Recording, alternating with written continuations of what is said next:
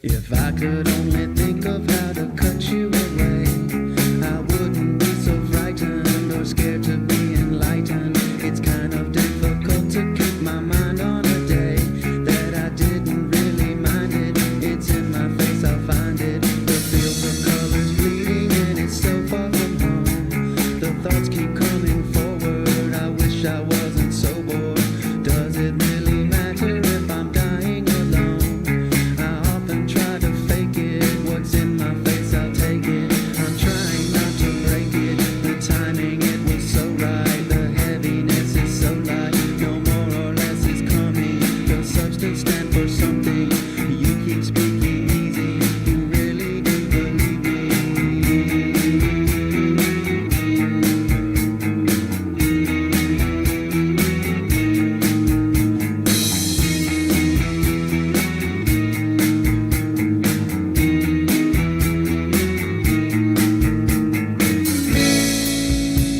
Please tell me where you're going. I hope my fear is showing, 'cause I'll never ever see you again. If I could have the heart to take a knife to my skin, I'd carve your name for comfort, a feeling there of some sort. It's been a small eternity tormenting within, so hard to keep it inside. My mouth waits for the surprise, staring out my window at a bird on the line. I wish I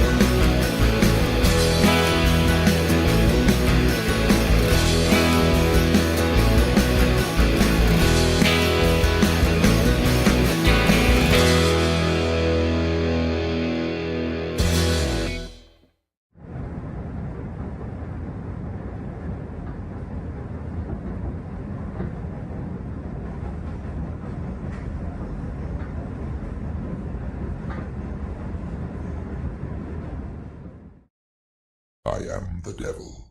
I am the Lord Satan from the netherworld, ruler of the damned and eternal king of hell. Even I, the master of deceit, can only stomach so much bullshit from the mainstream media and indie grifters. That's why I tune in to Morning Extra with Uncle Warren, because he eliminates my competition, and also because I know I'm gonna see that motherfucker soon.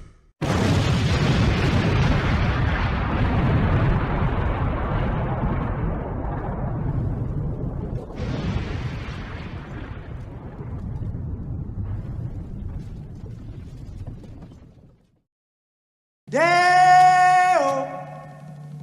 Deo.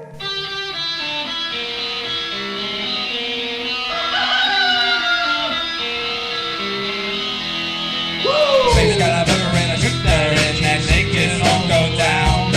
Baby's got a burger and a shooter and that shake is all go down. Corrosion to her thighs, erosion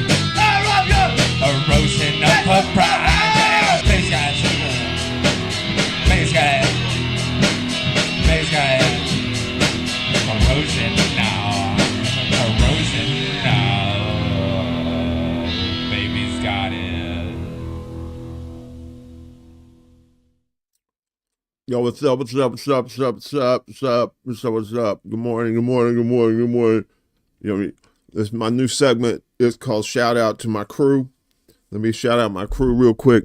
Yo, what's up? X-Ray, good to see you. Good morning. Good morning. We got T-Dog. What's up, T-Dog? What's up, T-Bone? T-Bone, what's up? What's up on there? What's up, my man? What's up? What's up, my man? All right. And that was shout outs to my home slices. No, I did as you asked. I did as you asked, master. I got those candies you like too. I got them for you. Okay. We do this thing. Fuck you, everybody. Good night.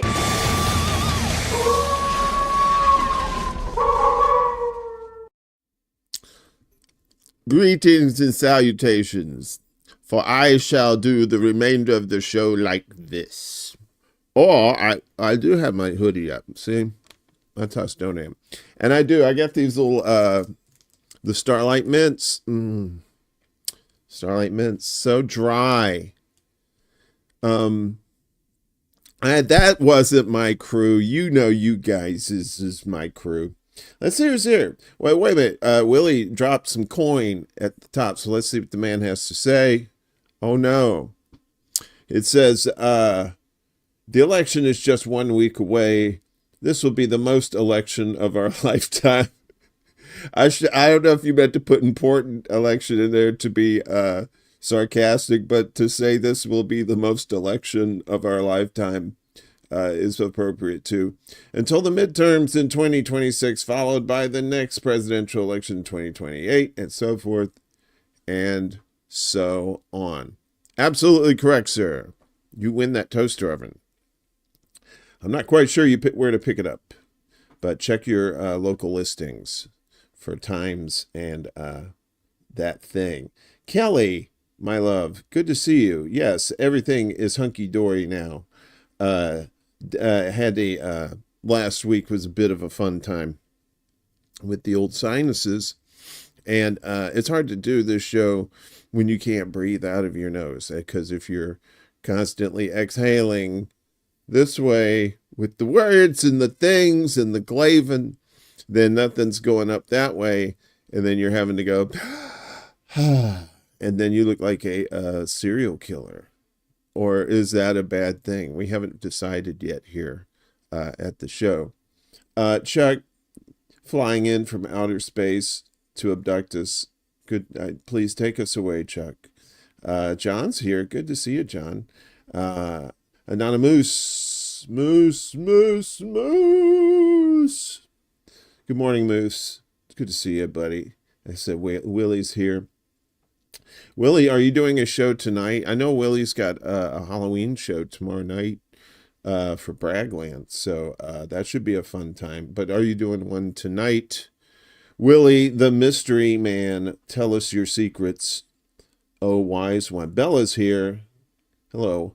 Good to see you, Bella, as always. I see Bella in a lot of other chats, mostly over there at Black Bear News with Kevin. If you're not watching his channel, he does like a lot of environmentally cool, fun stuff, but he's been dipping his toes into more of the crazier shit that's going on too. That's not just the weather stuff and the environmental stuff here. We're carrying signs now. Hello, good morning to you, or good afternoon. I'm not trying to dox you or anything. But yes, so last week, so last week the sinus is very hard to do a show without oxygen, and poor D from around the world, D and friends. I what is it? I stood her up twice. I didn't stood her up. I gave her advance notice, but I feel bad. So we're going to try again this Wednesday. And that should be a fun time. Because I like Dee. She had me on her show not too long ago. And we were on there talking for like 3 hours about all kinds of stuff. Could have probably talked another 3 more. But I wasn't used to staying up that late at the time. And I was just like, oh, sweet sleep. Jacqueline Jack H. Hi, everyone, to you too, because you could be more than one person. Again, I don't need to know your business. So, folks, as you may have been warned in the chat, or as usual, you just ignored it, which is fine. I'll take both at this point. Daddy's got a little bit of the old California cough medicine going on. Wink, wink, wink, wink, wink, wink, wink, wink. So less news stories, but they will sound more tranquil.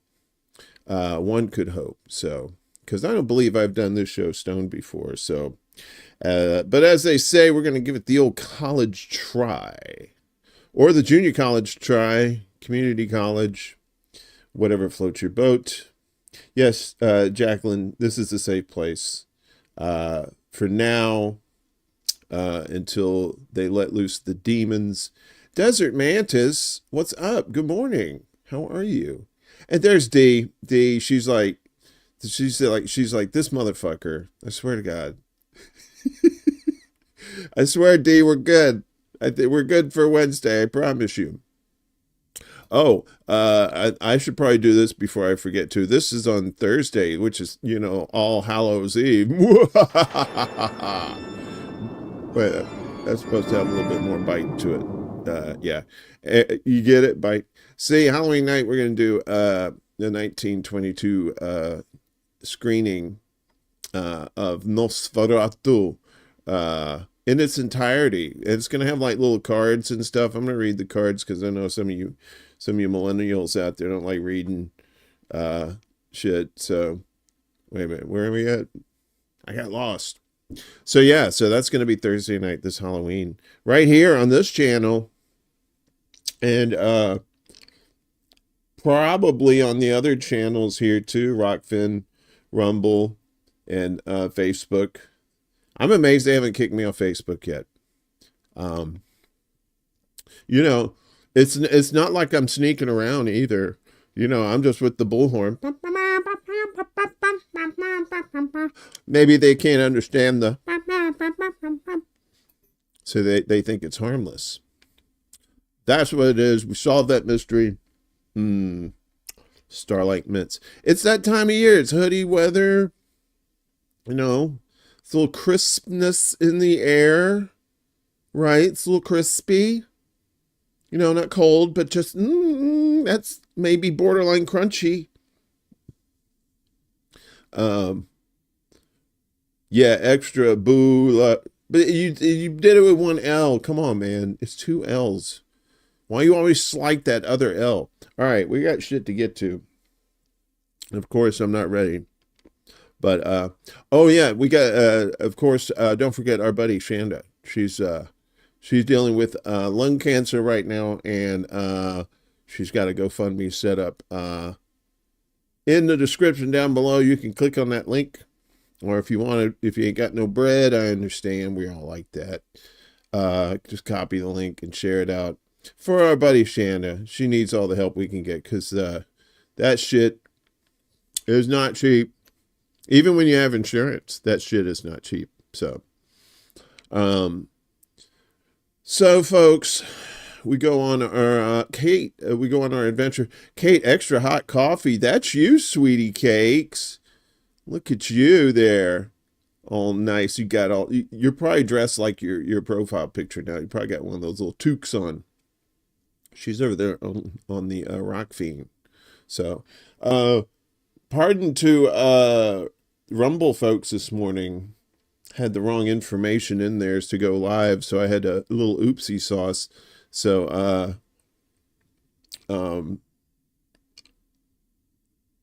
wait, what happened? You, Willie? You got you were in Facebook prison 3 times in Twitter, 3 times on YouTube. Never punished by Rumble. Not yet, but they punish you in a different way. They spank you.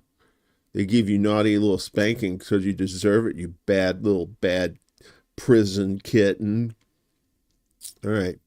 Did we get all that stuff out of the way? We did that bullshit? Yeah, we did that too. Okay. I think we are set for liftoff to Captain Planet of the, I don't know, this Captain Sad Planet. Where are we? Here we go. Yeah, not that many stories today, folks, because I didn't want to bombard you with too much craziness. It's really kind of a crapshoot over the weekend, too, so... Because people are just like, you know, the news kind of filters in, especially when you rely on a lot of independent sources. So, anywho, let's get to it. Apparently, in my absence, without my permission, Israel attacked Iran. And that is a no-no. We are going to have words. But Iran successfully confronts Israeli attack on Tehran military sites. Here we go. Oh, Jack, you liked the Conquer story the other day? You have childhood memories of Conquers? Jack, we got to do a whole psychological show just with you. We'll get you on. It'll be fun, I promise. And I'm going to try not to stray. I know how stoners do. I know my peoples. We stray a lot. Iranian air defenses successfully confronted an Israeli attack on military targets near the capital of Tehran in the early hours of October 26th. I believe that was Saturday. Semi-official Tasnim News reported. Semi-official? Why would you be semi-official? The air defense base issued a statement saying that Iran's air defenses intercepted and successfully confronted the acts of aggression carried out Saturday by the criminal, illegitimate, and fake regime of Israel. That's what they have on their Hallmark cards. They send that to people. The illegitimate and fake regime of Israel. It's kind of like it says, I love you. The statement added that Israel sought to escalate tensions in the conflict by launching attacks on military sites in the provinces of Tehran, Khuzestan, and Ilam. See, they throw in the little shorties because they know you're sitting there about to get like a 12, 18 letter one, and then all of a sudden, Ilam. Oh, you can't pronounce our language. I'm trying. Resulting in only limited damage. The Iranian army later issued a statement announcing that 2 soldiers were killed in the attack. The statement said they were martyred during confrontation with the projectiles fired by the criminal Zionist regime. Confrontation with the projectiles. So they were hit by some shit. The statement further urged people to maintain unity and calm and ignore rumors spread by the enemy media. Israel's military claimed its air force carried out precise strikes targeting strategic military sites, including ballistic missile manufacturing sites and air defense batteries. Israeli media said the attack began around 2:15 a.m. Saturday local time. At 6 a.m., the Israeli military said that the assault had been completed with all goals achieved. Citing an uninformed source, Tasnim reported that Israel's claim of striking 20 sites in Iran was unrealistic and part of its psychological warfare strategy. See, that's the thing, kids, because Israel just got this rep, right, for being some lying motherfuckers, and they've been busted on that so many times. So just like, it's the boy who cried bullshit. You may believe the first few times, but now you're like, me not think so much there, friend. Axios reported that according to 3 sources with knowledge of the issue, Israel sent a message to Iran on Friday ahead of the attack, warning the Iranians not to respond. Yeah, I'm sure that went over well. The Israeli message was an attempt to limit the ongoing exchange of attacks between Israel and Iran and prevent a wider escalation, the sources said. But they put the sources said in quotes. So is that what that guy said? That's like some Inception shit with journalism. Don't do that. After the attack, an Iranian security source told Tasnim that Iran is ready to retaliate against Israel.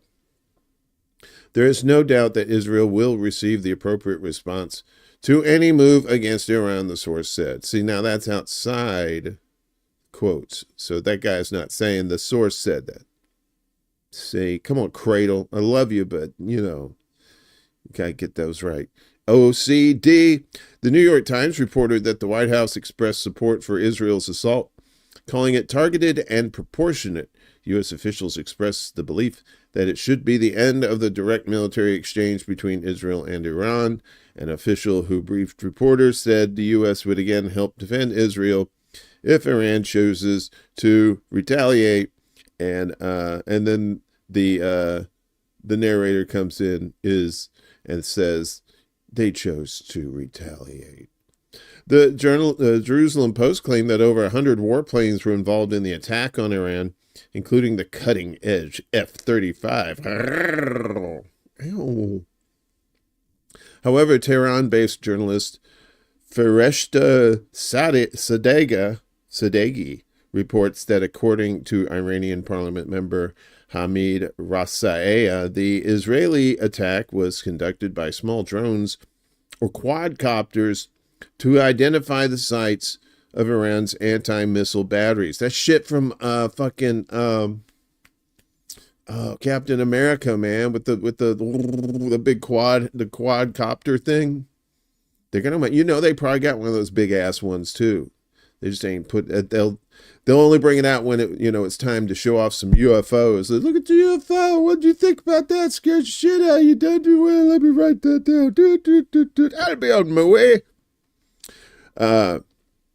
However, so by small drones or quadcopters.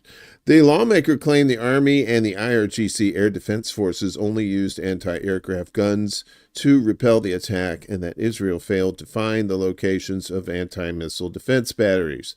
As part of the assault, Israel bombed sites in the Syrian capital Damascus in an attempt to blind Iranian early warning radars. Israel launched Saturday's attack in response to Iran's attack on Israel on October 1st.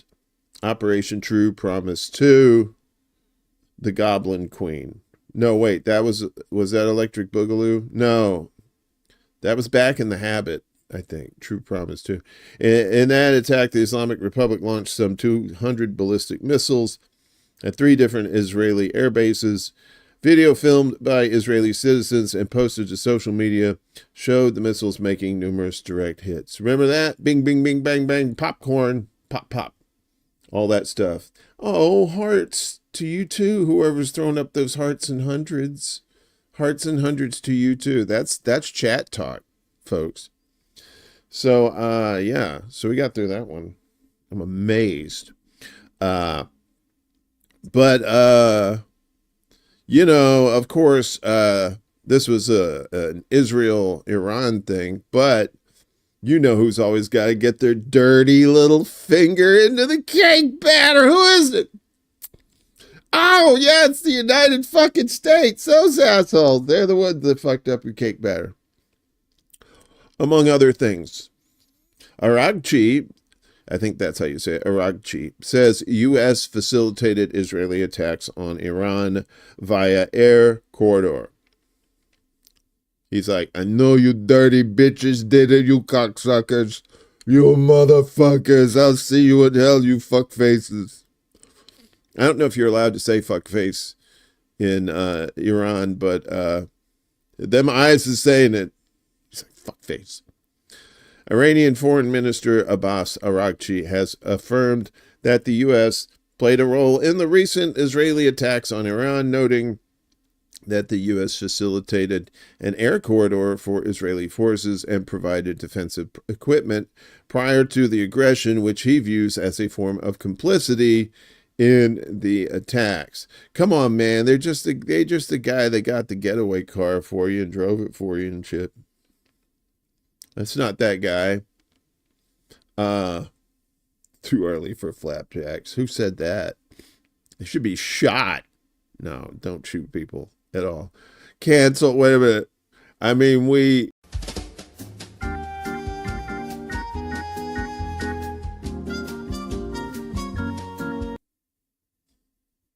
corporate has said, I mean, this comes from my heart. We do not allow words like shit that will get us kicked off YouTube. All right. Anyway, what were we doing? So he said U.S. Played a role in the recent attacks, noting that the U.S. facilitated an air corridor for Israeli forces and provided defensive equipment, and which he views as a form of complicity. Yeah, they gave him some shit to do it. But they didn't do it themselves, silly biscuits. Come on.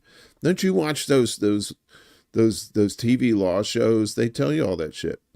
In a televised interview, Araghchi asserted that Iran views Washington as complicit in both the recent attacks and the ongoing crimes committed by Israel against peoples of the region, as these actions are executed with U.S. weapons and political backing.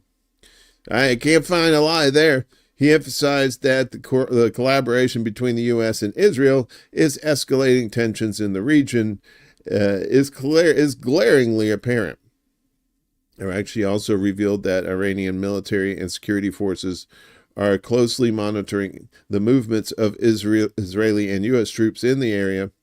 Our armed forces have conducted a thorough assessment and were able to predict the Zionist aggression in a timely manner, confronting this attack with full preparedness. He stressed Iran vows to strengthen diplomatic efforts against Israel. So, yes, it's not going to stop anytime soon, folks. So if you thought, oh, man, just boop, boop, boop, boop, we're good, right? Nobody's good. Regarding Iran's international response to the Israeli aggression, Araghchi indicated that Tehran would continue its diplomatic efforts to build a global consensus against Israel and its actions, asserting that Israel cannot persist in its crimes in the region without U.S. support. It's kind of true, because they're except for the water, they're kind of surrounded there. He also described the upcoming Security Council meeting as an opportune moment to condemn the Israeli assault, stating, "We have called for a Security Council meeting, although there is little hope for a positive outcome due to the involvement of the U.S. and other nations." Yeah, I mean, that's pretty much it. The United States is making money off this shit, and you think, what? Let's vote against that. Wait, what? What are you smoking? Are you smoking stuff we don't sell? How dare you, sir? Yeah, so yeah, about that. So the UN Security Council is meeting today over Israel's strike on Iran. So this was back on the 27th. So this is what they call stock photo, kids. This is from Middle East Monitor, by the way.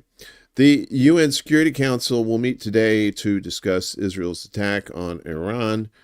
Council President Switzerland said on Sunday, look at that name dropping. Reuters reports the Swiss UN mission said the meeting had been requested by Iran with the support of Algeria, China, and Russia.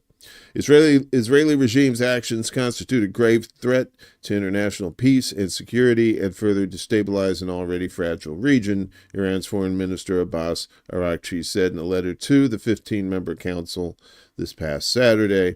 The Islamic Republic of Iran, in alignment with the principles enshrined in the Charter of the United Nations and under international law, reserves its inherent right to legal and legitimate response to these criminal attacks at the appropriate time, he wrote. Man, they lawyered up. Scores of Israeli jets completed 3 waves of strikes before dawn on Saturday against missile factories and other sites near Tehran in western Iran. That's what Israel's military said. And the rest there was in retaliation for the boom boom. So that shit just keeps going. It just keeps going. And this is how other people around the world kind of felt about all of this, because a lot of this stuff that happens here in the United States is all bullshit theater and stuff like that. But this is like this may be some theater on another level that my addled brain can't figure out. But it is kind of scary. And I know a lot of other countries are like, yeah, Red Dawn was just a movie, right? Threads, that's just a movie. So regional and world governments have denounced Israel's attack on Iran on Saturday, calling it an assault on sovereignty and urging restraint between the two regional foes. Please chill is what they're saying. Israel struck several military sites. Officials said air defenses activated and successfully repelled many of the strikes, while others caused limited damage. Explosions were first heard in Tehran and elsewhere in Iran around 2 a.m. local time there. So Saudi Arabia called on those involved to exercise the utmost restraint and reduced escalation, because they have business interests there, right? This is all about business interests, by the way. This has nothing to do with like, hey, stop genociding the fuck out of people, please. It's more like, oh, my money. So the United Arab Emirates normalized relations with Israel in 2020, but also condemned the attack on Iran and voiced deep concern for the repercussions on regional security and stability. Pakistan also condemned the attack. Iraq denounced global inaction against the occupying Zionist entity. Yeah, so they don't hold back. So yes, everybody is really piling on to Israel for this, because this really is like a lose-lose situation for Iran, for Israel, because the U.S. is still going to pour money into it, but that's money that goes into weapons and defense. That's not going to go into the economy, right? I mean, the tourism was like their main thing, and now it's all we report on here a lot how how their economy is going to shit, and even if they win, are there going to be like investors swooping in? Maybe, I don't know if you want to invest in a place with mushroom clouds, but that's what do you do with your money? It's your thing. Of course, they love killing journalists over there. This is from Jason Ditz over at antiwar.com. A lot of good independent writers over there. They share out a lot, kind of aggregate a lot of other independent news, and some of the mainstream around the world that isn't toting the line. I mean, we do that here too. There's some sources we use that are good at information on other kinds of sources, but then some of the, more political ones, they kind of, get a little cringy. So, we have to go, hey, it's okay, girl. It's okay, girl. Go smoke some weed, girl. You need to chill. So, Israel kills 5 journalists yesterday. So Israel has come under growing international criticism for its deliberate attacks on journalists. That doesn't seem to be impacting Israeli policy, however, as 5 more journalists were reported killed. That would be yesterday in attacks around the Gaza Strip. The victims of today's attacks included Saeed Radwan with Al-Aqsa TV, Hamza Abu Salmiya, and Sanad News Agency, Hanin Baroud with Al Quds Foundation, Abdul Rahman Al Tanani with Saud Al Shab, and Nadia Al Sayed, who works for multiple outlets. They love killing journalists. Radwan, Salmiya, and Baroud were all killed in an Israeli attack on a UN school in the Al-Shati refugee camp where people were sheltering from the ongoing attacks. They should know by now that shelters they have bullseyes on them.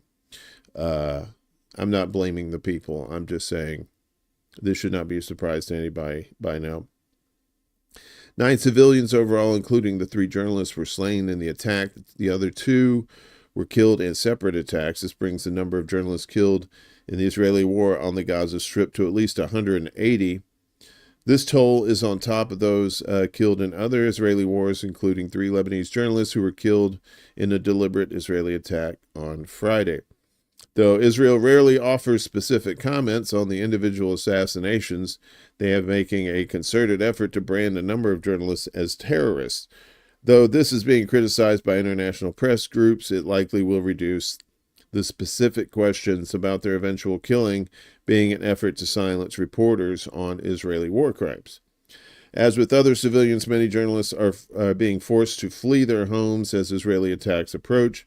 Israel has forbidden foreign journalists from entering the Gaza Strip to cover the war, and that means all the reports are coming from a shrinking number of local journalists who are still alive. Yeah. This is the stuff you need to be telling your friends that's like, are you anti censorship, right? And, see what kind of person they're, and just show them the shit. It's like, this is like the ultimate in censorship. This is like murder. This is murdering people to keep them from telling the truth. So if any of your friends are interested in the truth, that's kind of a put up or shut up kind of thing to show them, but do it with love. Don't be a dick about it, because nobody's going to listen to dicks. Pretty sure. So, so Egypt is trying to chill everybody the fuck out over there. They urged a 2-day truce as Israel kills 1,000 during northern Gaza siege. Because that's why we can't have nice things. Egyptian President Abdel Fattah el-Sisi has proposed a 2-day truce in Gaza that would potentially pave the way for a long-term ceasefire, as Israel's genocide has killed more than 1,000 Palestinians in the northern areas of the Strip in less than a month. El-Sisi's proposal, which includes exchanging 4 Israeli captives held in Gaza for Palestinian prisoners in Israeli jails, came as thousands of trapped civilians endure relentless Israeli attacks that have killed at least 50 people, including 5 journalists since Sunday. At a news conference in Cairo yesterday, el-Sisi said the 48-hour lull in fighting and prisoner exchange would be followed by more talks in the next 10 days, with the hope that negotiators could hammer out a peace deal. Out of 251 captives seized by Hamas during the October 7th, 2023 attack inside the Israeli territory, 97 are believed to be still held in Gaza, including 34 the Israeli military claims are dead. More than 100 captives were released during a week-long truce last November. So, yeah. They're trying to get the truce. But, it just keeps going. It just keeps going. And Israel itself is crumbling. You have the, not just financially, but even within their own government, within their government, they're being protested by their own people, Fighting on too many fronts. Anti-government protesters stage protesting Knesset. This guy, what's he doing? Several Israeli anti-government demonstrators held a brief sit-in in the Knesset cafe wearing masks of Prime Minister Benjamin Netanyahu and other government ministers while zip-tying themselves to chairs. The demonstrators, wearing masks depicting MK Aria Deri and Police Minister Adamar Ben-Gvir, among others, are protesting the government and demanding a captive deal. The protesters clashed with Knesset guards as they were being removed, drawing a large crowd around them. Guards shouted at bystanders to stop filming as one resisting protester fell to the ground, taking 2 security officers down with him. One woman raised her hands above her head as she was escorted away, displaying a pair of gloves stained red to symbolize blood. This comes after the relatives of Israeli captives stopped Netanyahu on Sunday while he was giving an address in occupied Al-Quds. Netanyahu stood immobile on a platform during the event while audience members yelled and interrupted him for more than a minute. They said his penis was tiny. He looked like a human salt shaker. Some protesters screamed, "Shame on you," and caused a scene, prompting Netanyahu to end his address shortly after it started, much like his sex life. According to Israeli media accounts, the event was initially planned without comments from family members of captives for fear of criticizing Netanyahu and his cabinet members. Boo hiss. Public and international pressure has mounted on the Netanyahu administration to do more to reach an agreement for the release of captives still in Gaza and end the aggression on Gaza, which many human rights organizations have warned is having catastrophic effects on the Palestinian population, to say the least. Meanwhile, Netanyahu emphasized that Israel is engaged in a difficult existential war, bearing painful costs along the way. It's existential war. It's with existential bombs blowing up existential children. Rick, you son of a bitch. Good to see you. Good morning, sir. Israeli Occupation Security Minister Yoav Gallant suggested that retrieving Israeli captives from Gaza will require painful concessions from our part, noting that not every objective is achieved through military action and force is not a substitute for everything. Whereas that person who just said that was taken to a room, the door closed, and this person was never seen again. For those of you who just listened to the audio of this, I just added everything but that last part. Netanyahu and Gallant's statements were preceded by remarks from Israeli military officials who indicated that it may be time for the Israeli government to express readiness to halt the war on Gaza in exchange for the return of the captives. Yeah. So they've been doing this back and forth. You know, it's like Roe v. Wade, right? They could have done something about Roe v. Wade 50 years ago. They didn't do it because they were using it to fundraise off of, right? They're using it, it's like, oh, man, you could, it could go any day. And people are like, well, just codify it. You got enough people to do it, just codify it. And they're like, I was scared. So, none of these people are serious. And we've heard the stories about the people who were held by the Hamas, and it was practically like they were staying at a Holiday Inn compared to what the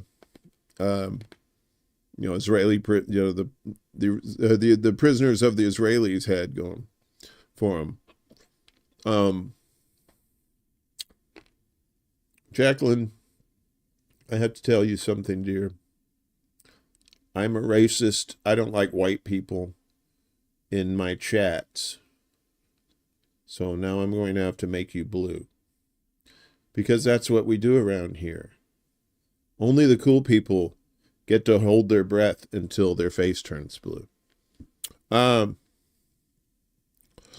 So yeah, it's all bullshit. They're like, we're doing it for the hostages. You're not doing it for the fucking hostages. Shut the fuck up.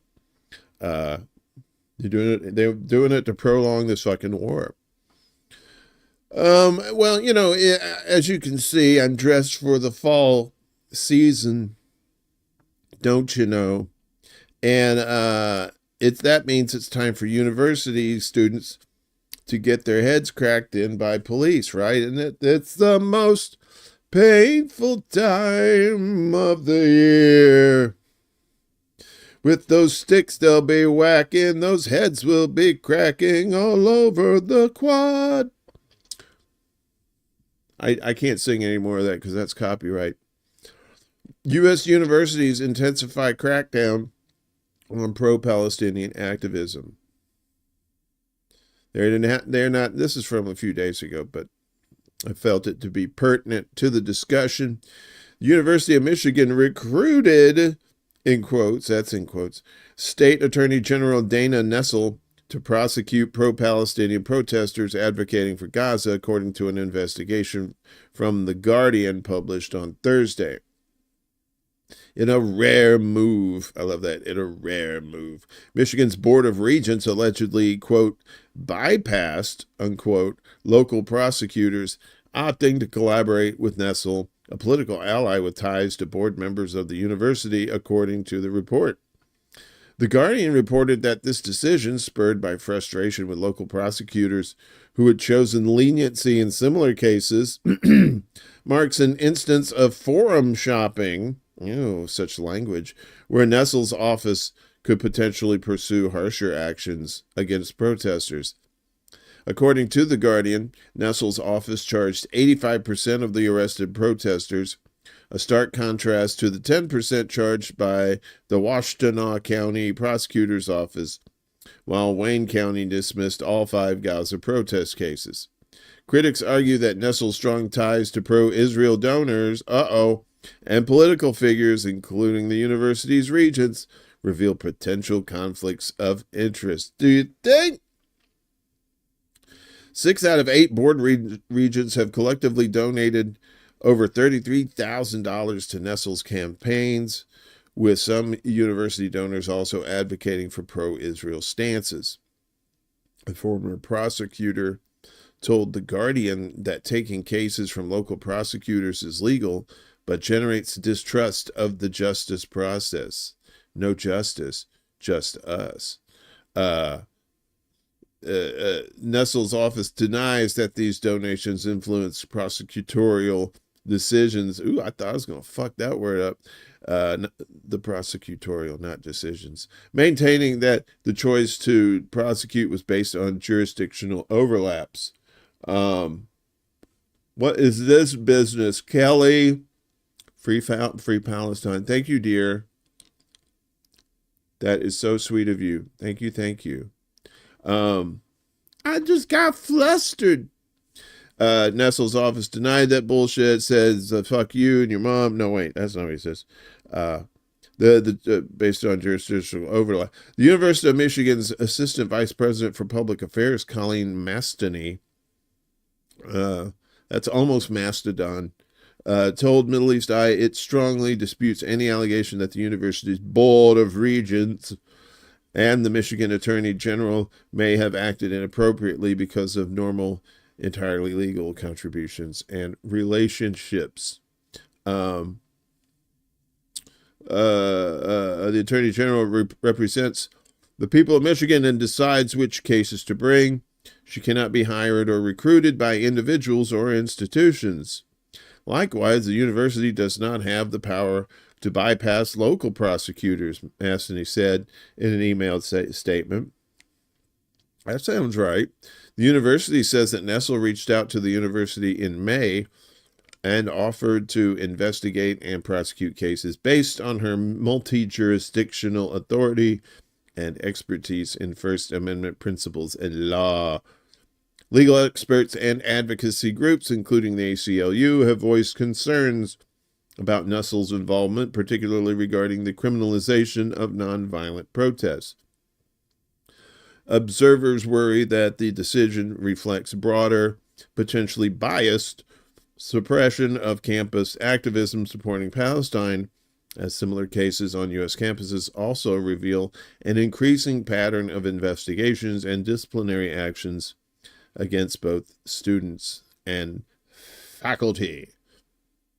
Board of Regents, I say to you, Humphreys, Balderdash, I tell you. Hey, what's up, Frank? Good to see you. Good morning, sir. Yo, let me shout out my crew. That's all Keto. What's up? I got hot dog. What's up?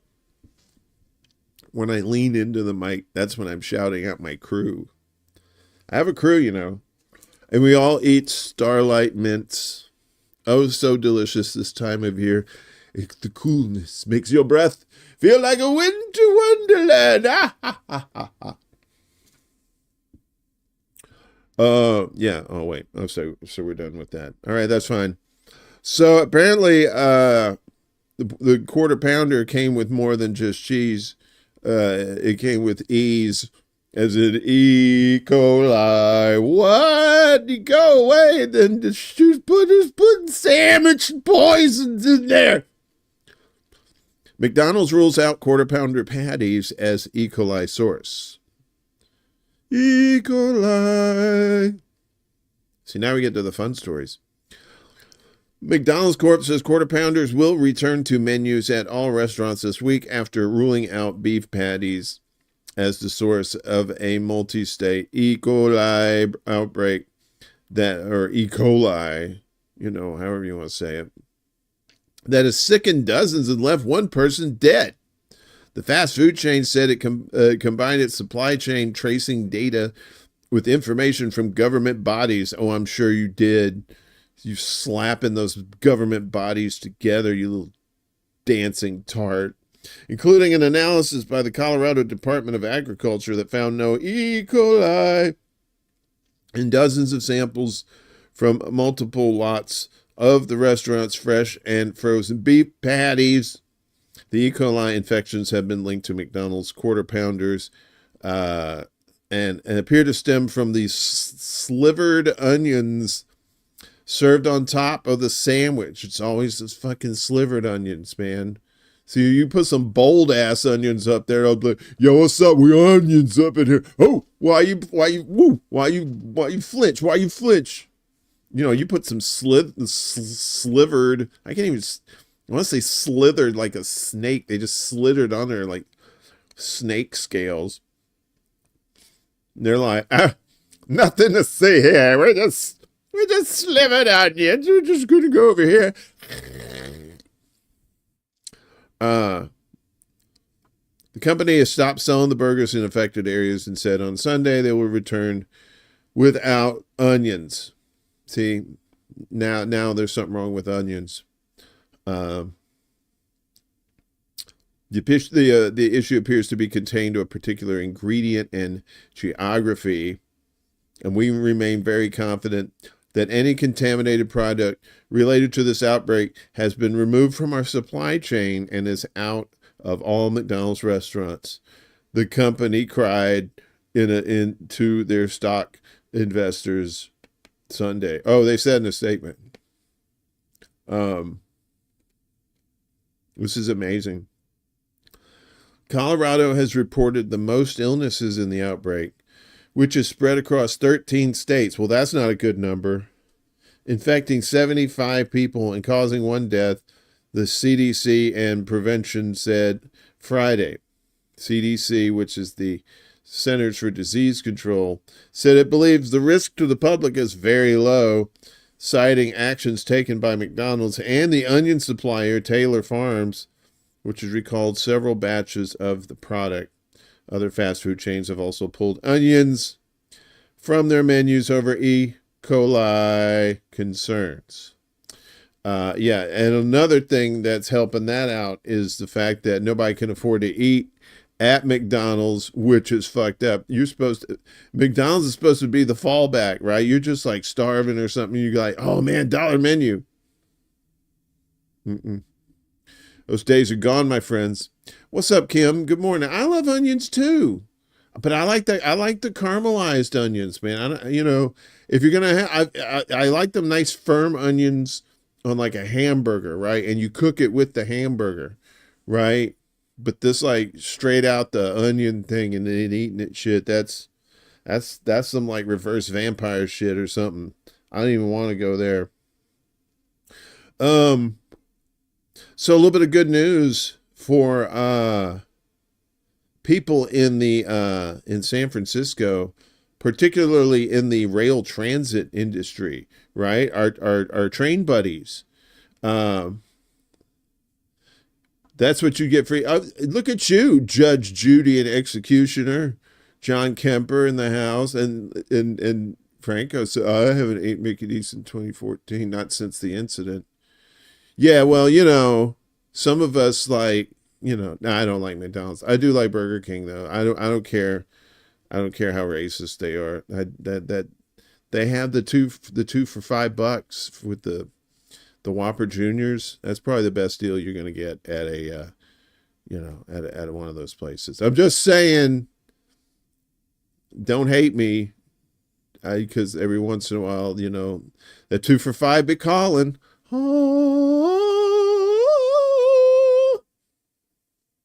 So, workers fired for refusing the jibby jab got more than $1 million each. Uh-oh. Don't want people to know about that, because that might what be called the snowball effect. And well, but let's read it anyway. So this is originally from the Epic Times, but I don't have a, I ain't paying for that shit. So I read this through Zero Hedge. Zero Hedge is like this right-wing Republican money shit, but sometimes, broken clock. So rail transit officials in California's Bay Area have been ordered to pay more than $7 million to transit workers who were fired because they refused to get a COVID-19 vaccine years ago. A COVID-19 shot. I don't know what this VACC word is. That's, ain't that. We need those fighting words. I'll fight you with my man fists.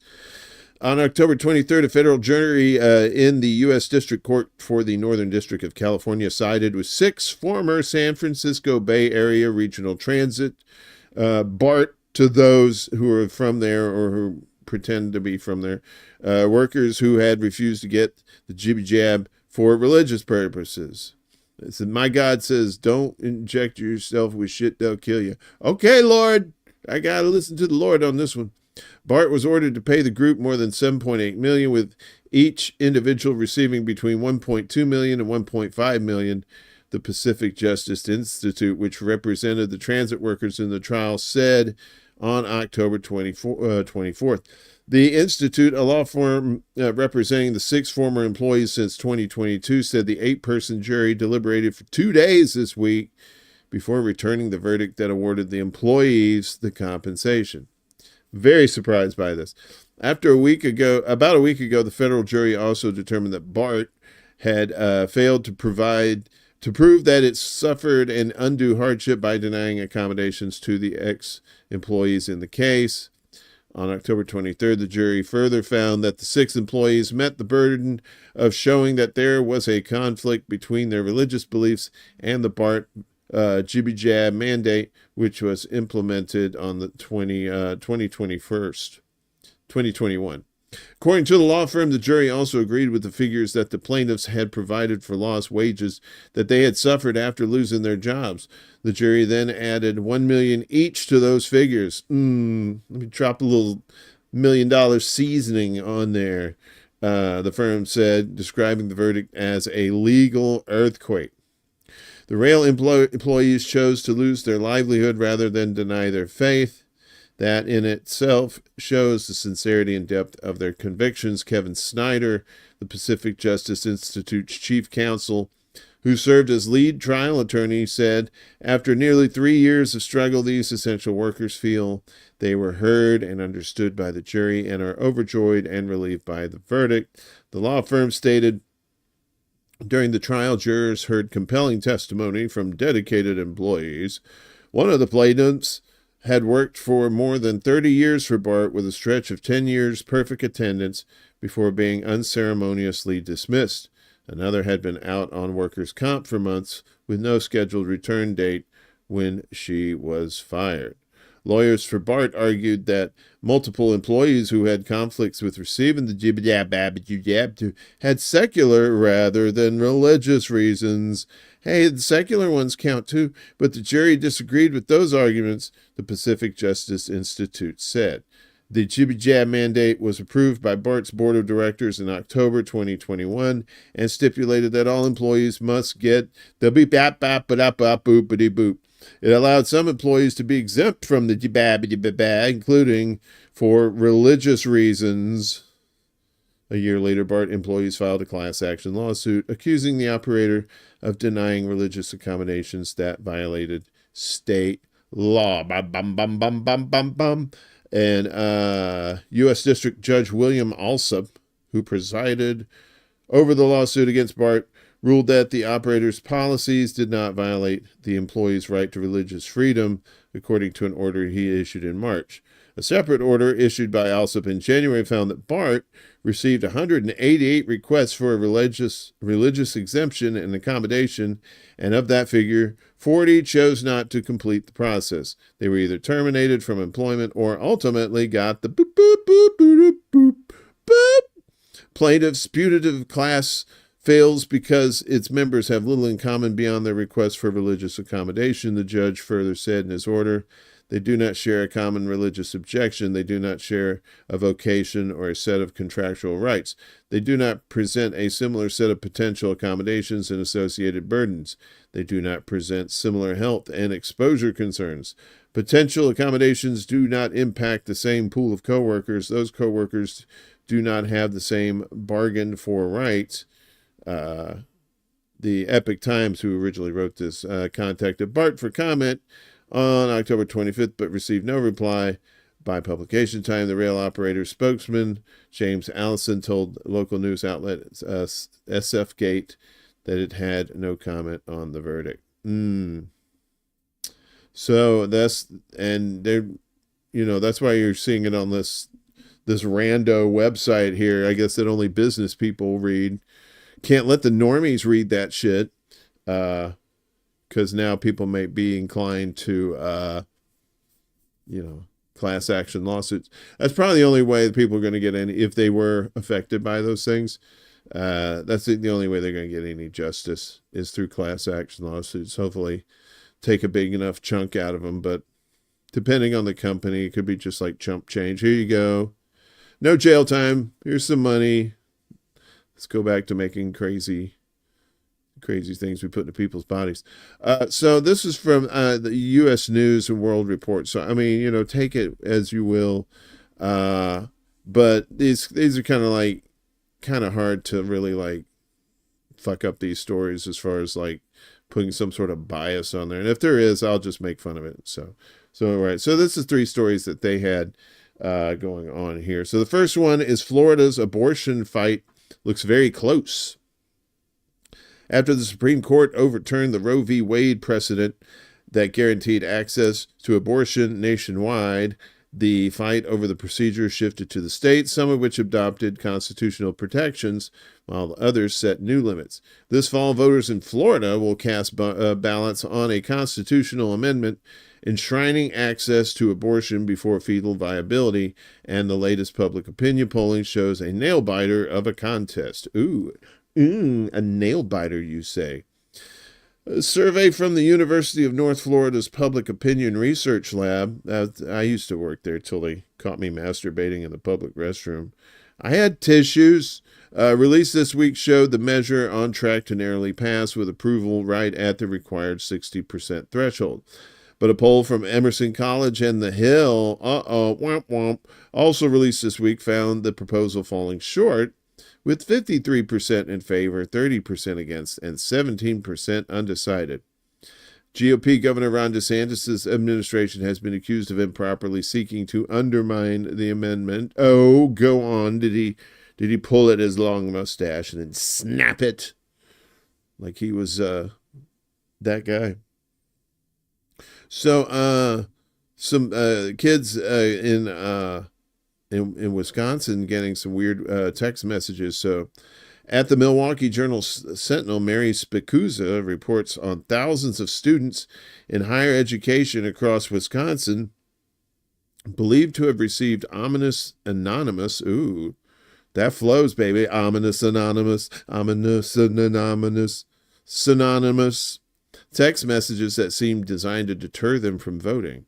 The messages, quote, cited Wisconsin statutes and warned that violating them could result in fines of up to $10,000 or 3.5 years in prison, adding, "Don't vote in a state where you're not eligible," Spikuza wrote.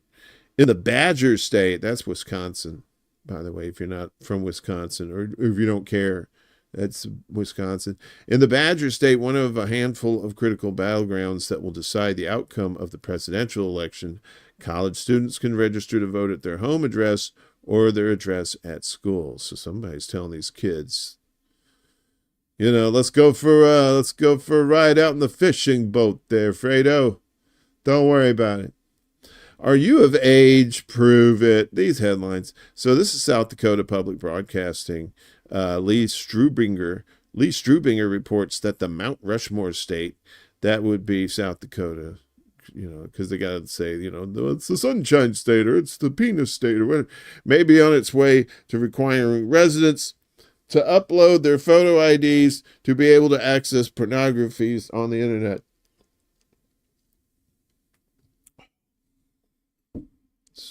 What another piece of candy.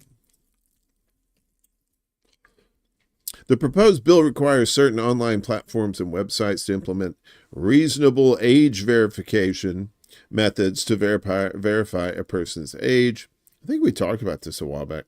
The law defines those methods as verifying a person is at least 18 years old by way of driver's license, military ID, or bank account information. Yeah, they're gonna want to put that out there, said Strubinger. The law also prohibits companies from retaining the identifying information. Wink, wink, wink. Yeah. Don't keep this accidentally. Some critics of this sort of proposal have warned that it makes citizens' personal information vulnerable to hackers. Oh, you think? And that it's not especially reliable as an age check. Hey, come on, man. That's the Mount Rushmore state. You know, if you don't look like one of the guys on Mount Rushmore, then you can't get the shit. I don't know what this was. United States Postal Service gets its game on in North Carolina and Florida. I guess this is good news, I guess. So this was a huge question after Hurricanes Helene and Milton rampaged North Carolina and Florida, respectively. How would people be able to vote in areas where the school or civic center where they usually cast their ballots was ravaged by high winds or swept away by deadly flooding? So what, the place where they usually go vote ain't there no more? Turns out the U.S. Postal Service has reopened all of its mail processing centers in parts of Florida and North Carolina that took a body blow from those storms. John Hanna reports over at the AP. If you believe those people, even after those storms, 99.9% of the nation's election-related mail was delivered within 7 days, the Postal Service reported Wednesday. It said 99.7% of the election-related mail was delivered within 3 days for the last presidential election in 2020, Hannah wrote. This was a big deal. A vast number of Americans are voting by mail this year. They need some certainty their ballots will be counted, which means they need to know they'll reach the people doing the counting. Yeah, I'm glad the mail works. Maybe those checks will get there quick.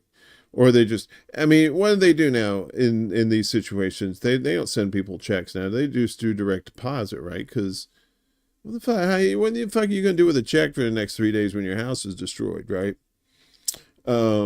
Wait, what? What happened? Who snuck in here? No, I just see regulars. All right. Okay. Make sure you wipe your feet. I just had that rug cleaned. What else we got here?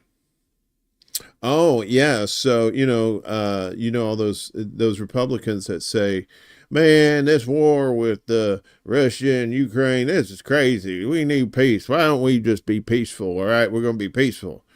so we can save money for them Chinese people. You know what I mean? We go to war with them motherfuckers. U.S. approves $2 billion in new arms deals for Taiwan. They do.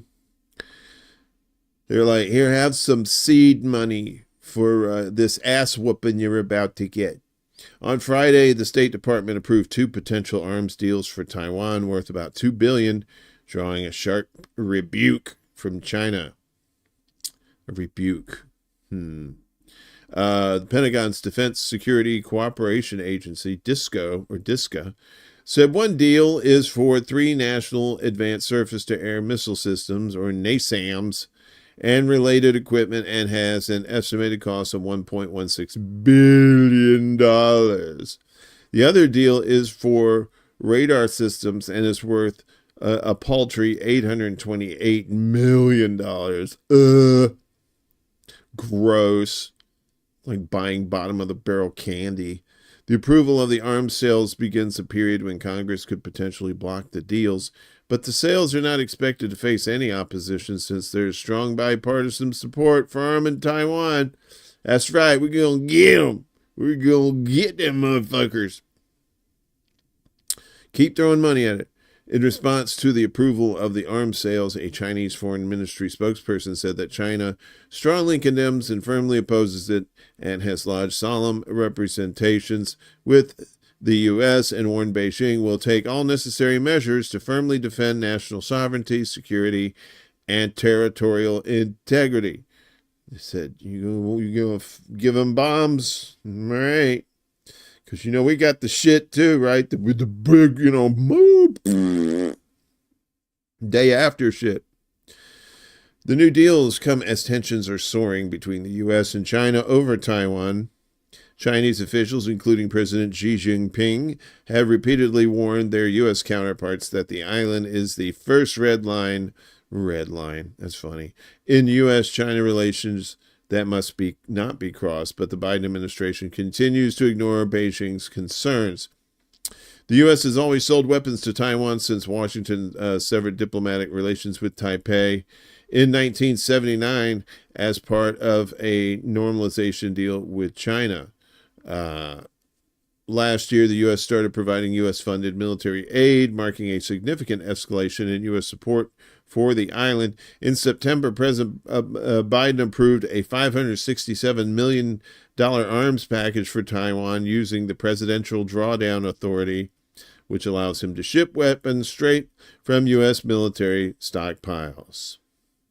Yeah, they haven't seemed to do anything, to kind of stop that free-for-all bullshit.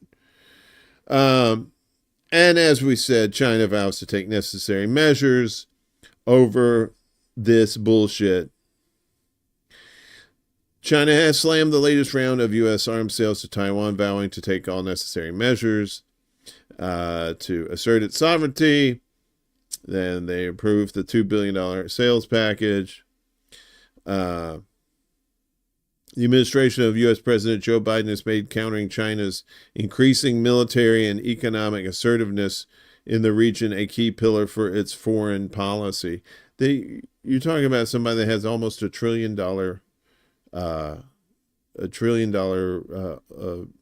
military up against somebody that has like a fraction of that.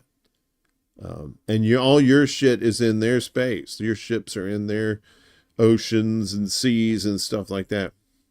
But they're the aggressors. Biden has made countering China's increasing assertiveness in the region a key pillar. Is also sought to shore up military alliances with the region while maintaining trade restrictions on Beijing. The deal awaits approval by Congress. The equipment will be derived from U.S. Air Force supplies. Taipei's defense minister just on Saturday expressed its sincere gratitude for the sale, saying it would help the military continue to improve its defense resilience and jointly maintain peace and stability across the Taiwan Strait. No, it's not. All it's going to do, it's intended to piss China into some sort of provocative thing, right? That old false flags are coming, folks. False flags come in here.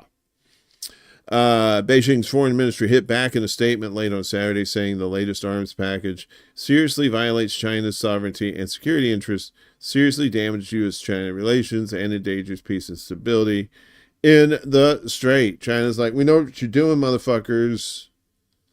All right? You're just doing this to be an asshole. Speaking of assholes, storms have been assholes, right?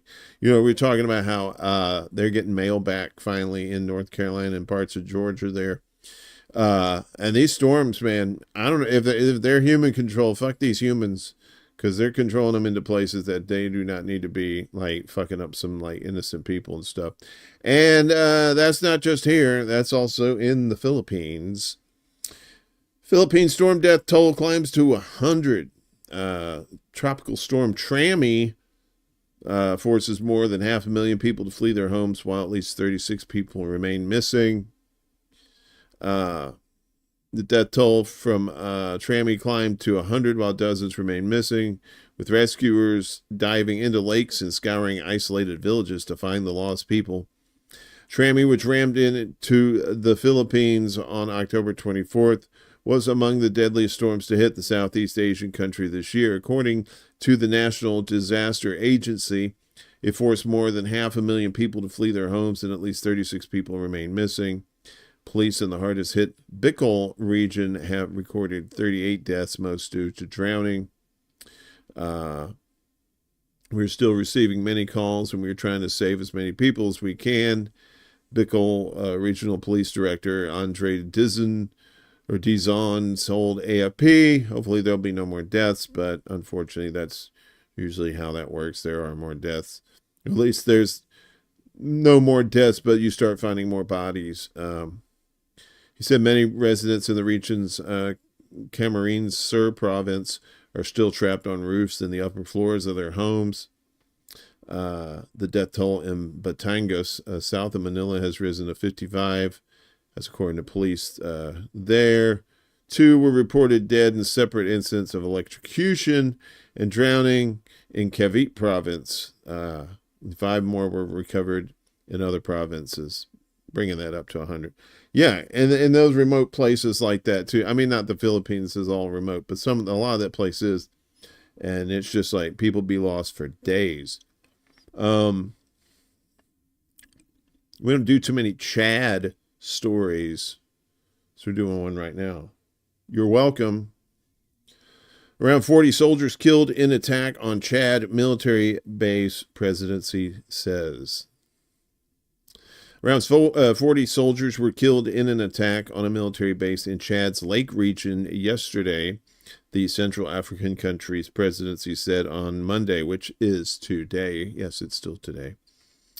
President Muhammad Idris Deby launched an operation to track down the assailants, the statement said.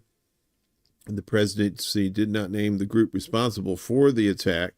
The region is often attacked by the Boko Haram insurgency, which erupted in northeast Nigeria in 2009 and spread to the west of Chad. So there's your Chad update. More shit going on over there.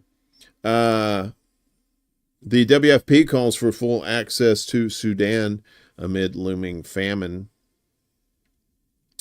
The World Food Program has called on the warring parties in Sudan's conflict to grant full access to the agency as the country faces the imminent threat of famine. Sudan has been gripped by war since April 2023 between the regular armed forces led by the country's de facto leader Abdel Fattah al-Burhan and the paramilitary rapid support forces led by his former deputy Mohammed Hamdan Daglo. The conflict has killed tens of thousands of people, displaced millions, and resulted in one of the world's worst humanitarian crises. Both sides have been accused of committing war crimes, including targeting civilians and preventing aid from reaching those in need, as well as using methods that amount to starving millions. We want complete and unfettered access, as well as the ability to get in through as many different entry points into Sudan as possible, WFP's executive director Cindy McCain told AFP on Sunday. She warned, is that the same Cindy McCain that's John McCain's widow, I think? Yeah, I think she's with the WFP. She warned that with the whole of Sudan currently at famine alert level and famine already declared at Darfur's Zamzam camp, it will spread, so it's really urgent, and that we get in and we can do it at scale. About 11.3 million people have been uprooted by the war, among them nearly 3 million who have fled outside Sudan, according to the UN Refugee Agency. About 26 million people face acute food insecurity, and a UN-backed assessment in August said the war had pushed the Zamzam displacement camp in North Darfur state, into famine. For us, it's about getting food and trucks in there, so it's important that the gates stay open, McCain said, adding that this included not just Sudan's border crossing with Chad, but all crossings into the country. We need as many of them open as possible, she said. So yes, more sad news from around the world for you. Here's a story I thought it would kind of ring true here in the United States, where we do absolutely nothing to punish cops here.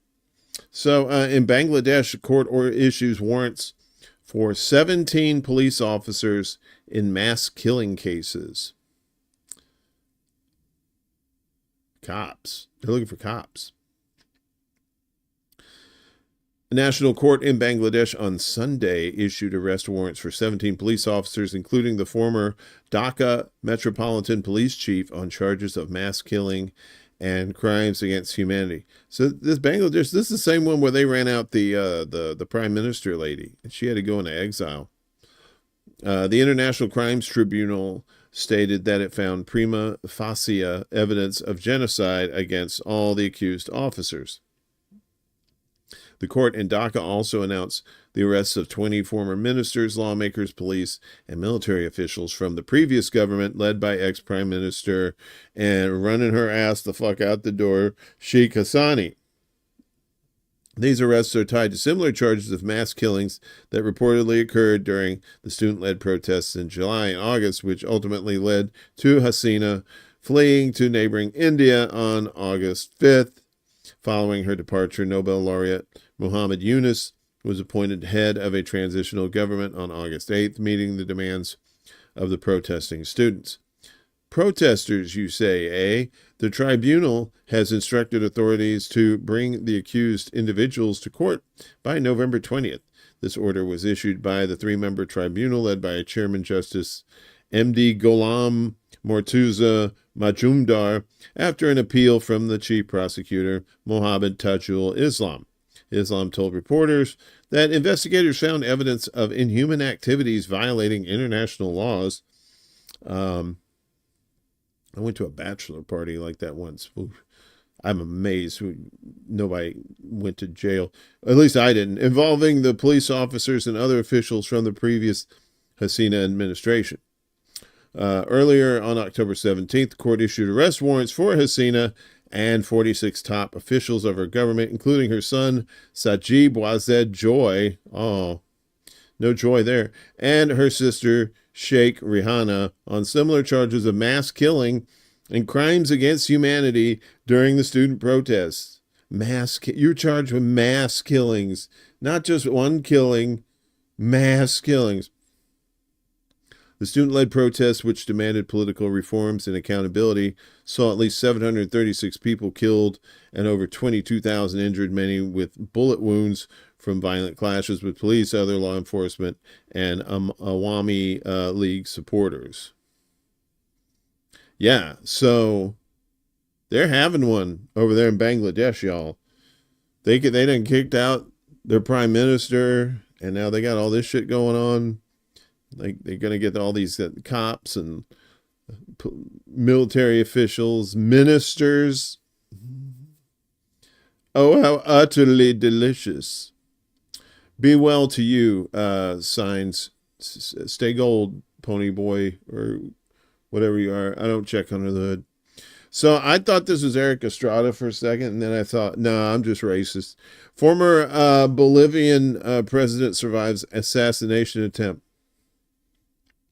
So this is shots have been fired at Evo Morales' car. Footage posted on his social media account has purportedly shown. Purportedly.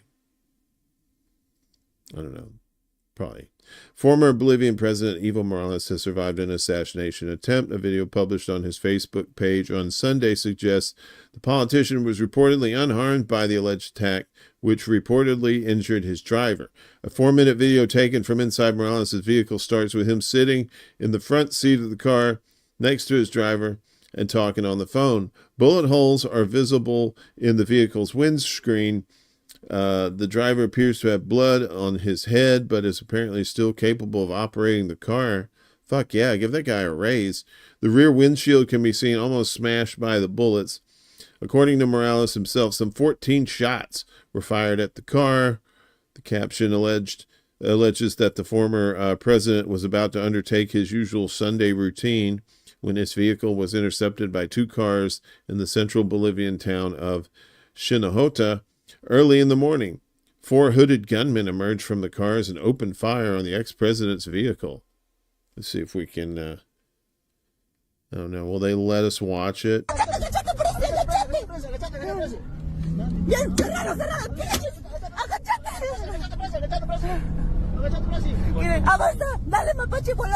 Those bullet holes.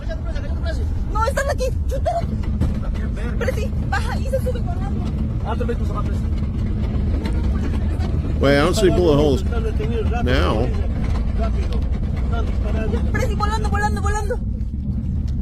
Wait a minute.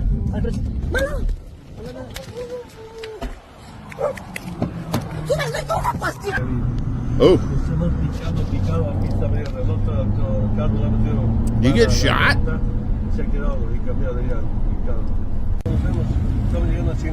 now just repeat. I mean, there's bullet holes now. What was this before, though? I don't know. That's crazy shit. But he's still alive. Everything's cool. You know, if you're a fan. If you're not a fan, well, better luck next time. I don't know. I don't know what you say to people like, fuck off. I don't know. Meanwhile, less bullets, but more votes. I didn't know how to segue to that. Uruguay, if you're going my way, go Uruguay, and we'll be together. Uruguay headed for a runoff vote in presidential race, forecasts suggests. Yeah, that's probably a good idea, Jacqueline. Yeah, don't drive the same path every day. That's a more you know kind of thing. So, polling stations in Uruguay have closed in a presidential election race that has defied the regional trend of tectonic political shifts. Such poetic words. With pollsters predicting a likely runoff next month between a leftist history teacher and a center-right veterinarian. Really? You can have center-right veterinarians? Like you're raising, like, you know, hellhounds or something, I guess. I don't know how that works. Yamandu Orsi, a former history teacher and local mayor who represents the center-left Frente Amplio Party, and Alvaro Delgado of the center-right Partido Nacional will face off in the November 24th election runoff, forecasts showed. Orsi, 57 years old. Well, you gotta have his age. Come on, don't be like that. Won 43.2% of the vote ahead of Delgado, 55 years old, with 28% according to estimates by Equipos Consultores. Yeah, that place. Andres Ojeda, 40, a muscular and media-savvy lawyer who has likened himself to Argentina's libertarian president Javier Milei. Oh, well, that makes sense. Placed third on 15.5 to 16% projection showed. Pre-election polling has suggested that no candidate would get more than 50% of the vote. The country of 3.4 million also voted on referendums to lower the retirement age by 5 years to 60 and remove curbs on police carrying out nighttime raids on private homes. Wow, that's a thing? You can get them to stop doing that? That's wild. I didn't know you could do that. Come on, science, work.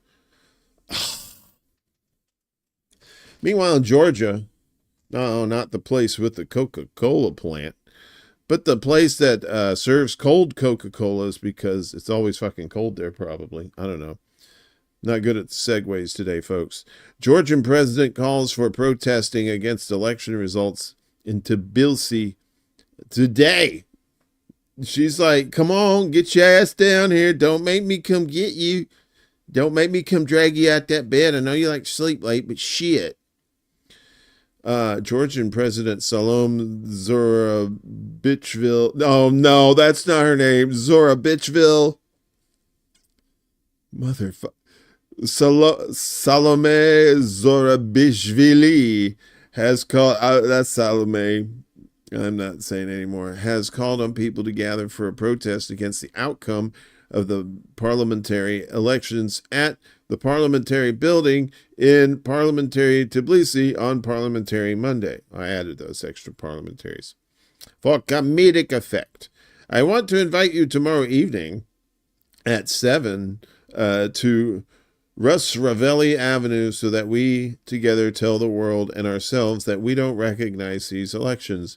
She told a briefing, adding that this will be a peaceful protest. You must bring your own borscht. That lady has refused to recognize Saturday's parliamentary elections in the parliamentary country, which were won by the ruling Georgian Dream Democratic Georgia Party. Dream. Slamming them as totally falsified. We saw something very unusual. It was a total falsification, total theft of your votes when all means were used to falsity the election. That's not a word. She said at a briefing to false. I think that's supposed to be falsify. And then some Igma was in a hurry. Because apparently the T and the F are next to each other. So, as the only remaining independent institution in the country, I want to say that I don't recognize these elections, she stressed. I mean, look, she's clearly like 40, 50 pounds dropped off. And what did she do to her hair? Oh my God. Georgia's Prime Minister, Irakli Kobayashi Maru, said earlier that no one would be able to provide any facts indicating that the parliamentary elections in the country were illegitimate. He also said that she would not be able to block the first session of the new parliament. Get me say them names. Meanwhile, the president slammed the current government as illegitimate, just like my son. I would like to address our partners, European and American. I have heard the statements made by various sides. We are very thankful for these statements, but everyone outside the country must know that the defense of Georgia, sweet Georgia, the defense of Georgia's future in this region, defense of the geopolitical balance, defense of this region's European future is the defense of the people, but not establishing contacts with the illegitimate government, she said. And then people were like, the fuck you just said? According to data of the Central Electoral Commission, after counting ballots from 99.64% of polling stations, also where they get Dove soap from. The Georgian Dream Team garnered 54.08% of the vote. The Coalition for Change took 10.92%. The United National Movement Party won 10.12%. The Strong Georgia Coalition had 8.78%, while the Gakharia for Georgia Party scored 7.76% of the vote. All of them refused to recognize the voting results. The voter turnout stood at 58.94%. So they all said, fuck it, I'm going to get drunk. Where is my vodka? So with all that craziness, of course, the Kremlin says, we have nothing to do with that, my friends. Kremlin says strongly rejects accusations of interference in Georgia vote. The Kremlin today strongly rejected accusations by Georgia's pro-EU president and opposition of interference in Tbilisi's weekend election. Georgian, President Salome Zurabishvili accused Moscow of being behind the election fraud in Georgia, saying it was part of a Russian special operation, and Tbilisi's opposition had accused the ruling Georgian Dream Party of taking orders from Moscow. We all know that's some crazy talk. We strongly reject these accusations. There was no intervention. These accusations are completely unsubstantiated, Kremlin spokesperson Dmitry Peskov said, asked about Zurabishvili's claims. There are attempts to destabilize the situation in the Republic, he said, referring to the Georgian president. The Kremlin spokesman instead accused European countries of trying to interfere in the Caucasus countries' elections. Oh, they have to drop the big C word there, don't they? Caucasus? There are attempts to interfere, but not from Russia's side, he said. A huge number of forces from European countries and various European institutions have tried to influence the outcome of the vote. No one was even hiding this. These were public statements, Peskov said. Brussels and Washington have said there were irregularities in the Georgian weekend election, calling for an investigation. Why, you better get to investigating, you little misters. You're never going to figure that out.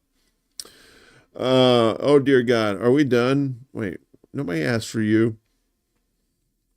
We're done with the news part. I said this show was going to be shorter than usual because there's less stories.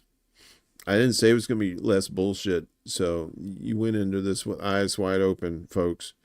Finally, in our news block, Japan's ruling coalition suffers historic setback, losing majority in parliament. Oh, snap.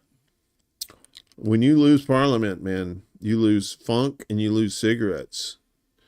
These guys are like, oh, we had funk. Now we do not have funk. That's in the press conference. And no prepositions. Japan's ruling coalition suffered an historic setback Sunday, losing its parliamentary majority for the first time since 2009. That's not historic. That's like first time in 15 years. Yeah, but, you know, it's not historic. Snap elections were held 26 days after the Liberal Democratic Party, LDP, and its coalition partner, Komeito, selected Shigeru Ishiba as Japan's 102nd prime minister, according to Tokyo-based Kyodo News.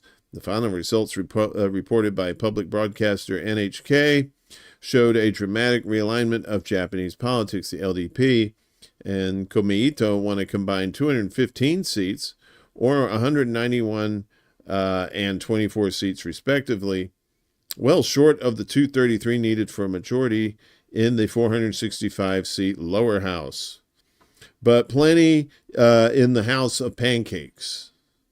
There are plenty of seats there. The main opposition, Constitutional Democrat Party of Japan, made significant gains with 148 seats. The Japan Innovation Party emerged as the third largest party with 38 seats, followed by the Democratic Party for the People with 28 seats. Smaller parties, including Reiwa Shinsengumi, smaller parties, but not smaller names, you know what I'm saying? With 9 seats, the Japanese Communist Party, hey, you communists, there you go, there's your boys, with 8 seats, and others divided the remaining seats, with independents claiming 12. Notably, Reiwa Shinsengumi has maintained a pro-Palestine stance in and outside parliament.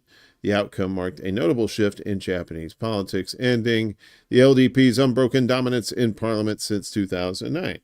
Calling the loss of its majority in parliament the biggest blow, giggity, Ishiba admitted that the LDP failed to grasp the public mood over political funds scandal that plagued the ruling party. He acknowledged that the voting results indicate a difficult situation for his party.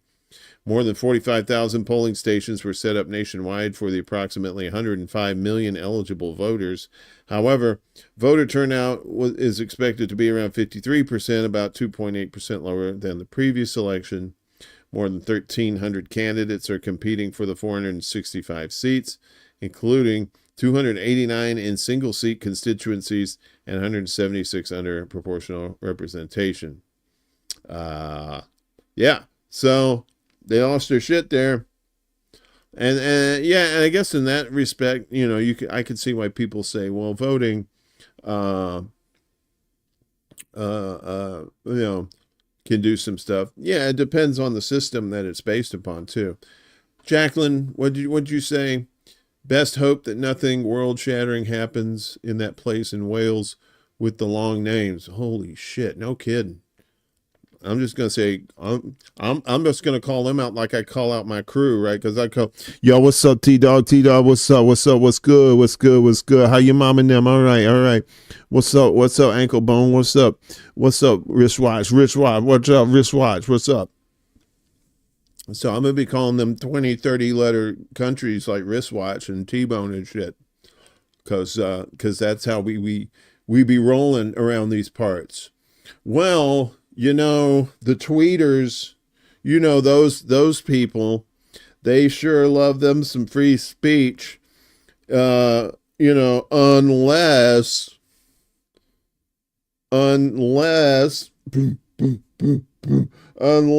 sharing of biased and false news has become all too common on social media. More alarming, some media are true without checking facts first. Unfortunately, some members of the media use those platforms to push their own personal bias and agenda to control exactly what people think. And this is extremely dangerous to our democracy. I got some of that sweet candy you want there. Get your fat ass over here. Come see Herbert now. Herbert's got that sweet candy for you. So, sorry about that. The tweeters suspended the Iranian Supreme Leader's account. I guess he's not the Supreme Leader of tweeters. Ayatollah Ali Khamenei's new Hebrew language page has been blocked by Elon Musk's platform for violating its rules. So it's Khamenei, I guess that's for Hebrew. They said, "Nopesies, we shan't have none of that here." Elon Musk's tweeters has suspended the Hebrew language account of Iranian Supreme Leader Ali Khamenei a day after it was launched. Khamenei's new page, which was created on Saturday, became inaccessible on Sunday. Account suspended. I have to quote, so X suspends accounts which violate the X rules. A message by the platform read, X has not yet provided any further explanations for its move. Since the Ayatollah's OnlyFans page is still up and you still have access to that. The ban came just hours after a message was posted on the page reading, "The Zionist regime made a mistake. It erred in its calculations on Iran. We will cause it to understand what kind of strength, ability, initiative, and will the Iranian nation has." How dare you, sir? You fucking potty mouth. Jesus H. In his post, Khamenei was apparently referring to the IDF attack on Iran early on Saturday. West Jerusalem said that it targeted some 20 military sites in the country in retaliation for Tehran's missile strike on Israel earlier this month. The Islamic Republic has confirmed that the bombardment took place, but insisted that it caused only limited damage. And then this and that and this and that. Khamenei's English language account on the tweeters, which has 1.3 million followers, remains operational. Still there. In one of his most recent posts on the page, the Iranian Supreme Leader said, "We must make the Zionists, the Israelis, understand the power of Iranian people." How dare you? In another message, he blamed the UN and other international bodies for not doing their duty of confronting Israel, which in addition to targeting Iran is also involved in military operations in the Gaza Strip and Lebanon. Yeah, so there you go. Elon Musk says, I'm for freedom of speech, I think freedom of speech is what everybody should have, except that guy. That guy's weird.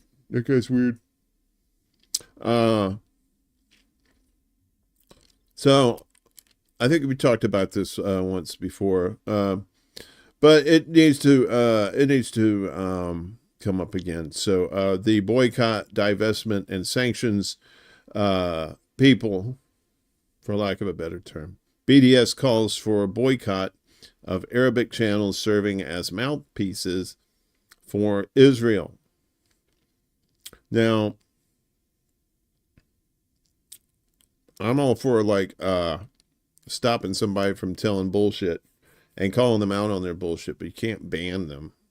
You can't, unless they're just totally corrupt, like 100%, like breaking laws and shit like that. But I don't know, because when you start banning these places, you start getting people to think, oh, well, these people like to, censor people and stuff. So you got to be careful is all I'm saying. Just be careful if you're going to BDS somebody that's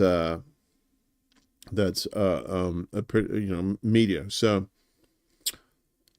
the boycott, divestment, and sanctions movement Arabic language account published a call to boycott what they call the mouthpieces of the Israeli enemy that speak Arabic. The targeted channels include the Saudi-owned Al Arabiya, MBC, not NBC, but M is in man, what did you do, BC, Al Hadath channels, Emirati-owned Sky News Arabia, streaming platform Shahid, and Lebanese news network MTV, not the music channel that's no longer a music channel. The movement says these channels are not only directed to consecrate and spread Arab normalization with the Israeli enemy, but they also constitute an integral part of the weapons of the colonial war on Arab consciousness and of the persistent and desperate attempts to colonize the minds of the people of our Arab region with despair.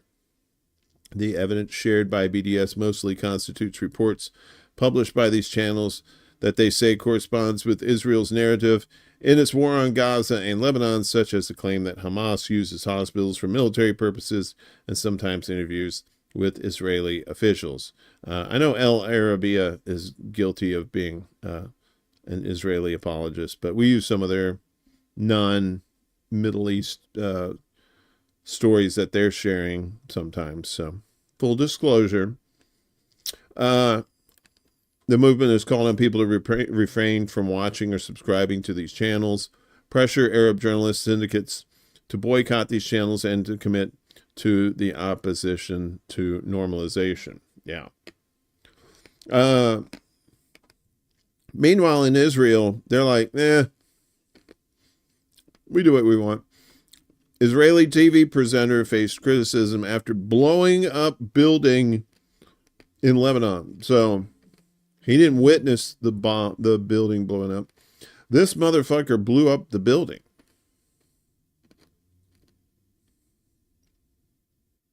He goes, I want to blow up so many more buildings. I got the taste now. An Israeli TV presenter has come under criticism after being filmed blowing up a building in Lebanon during a broadcast. Danny Kushmaro, a news presenter on Channel 12, was shown wearing a bulletproof vest and helmet while a soldier instructed him on how to detonate an explosive device. And we're not going to show that because fuck this guy. But this is here's the ham sandwich looking guy right there. A soldier told Kushmaro that a nearby building had been used to launch rockets into northern Israel. After a countdown, the journalist then pressed the detonator button, destroying the building. No additional details were provided on the location of the report. The incident drew condemnation on social media, with many calling it a violation of journalistic ethics. You think blowing up a house that you're supposed to report on shit. You're not supposed to be part of the story, stupid. Eaton Netchin, that's an unfortunate name. New York correspondent for Haaretz described the report as sickening and said it came at a time when Palestinian and Lebanese journalists were facing unprecedented numbers of killings and arrests. Ofer Kassif, an MP for the left-wing Hadash Party, pointed out the irony that the following report on the Channel 12 bulletin focused on Hamas terrorists disguised as journalists.